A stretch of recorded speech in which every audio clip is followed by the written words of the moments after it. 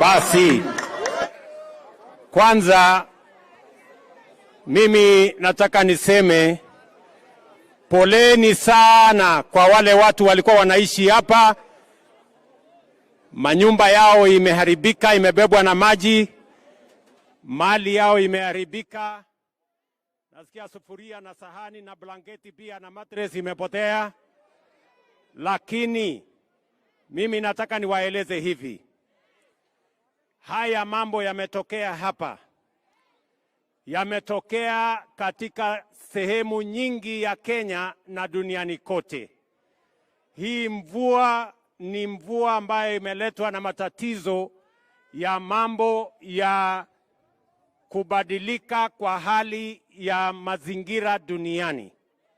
Lakini hata na hivyo, mimi nimekuja hapa ili watu wa Kiamaiko, watu wa Nairobi na watu wa wale sehemu zingine zote wajue ya kwamba serikali ya Kenya itasimama na wao kidete hata katika matatizo ambayo mko nayo hapa.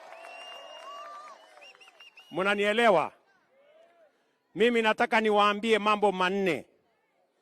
Hii janga ambayo imetupata hapa, wananchi wengi wamepoteza mali yao, kuna wale wamepoteza maisha yao, kuna wale wamepoteza mambo mengi, na mimi nimekuja hapa kuwaambia wale wote mliopoteza mali yenu, mjue ya kwamba serikali ya Kenya mlioichagua itasimama pamoja na nyinyi.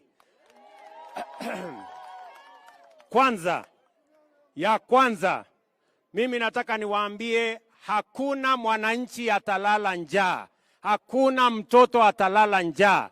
Tutalete chakula ya kutosha, kila mwananchi apate chakula mpaka pale kila mtu atakuwa amejipanga na vile mambo yake yanaendesha kawaida.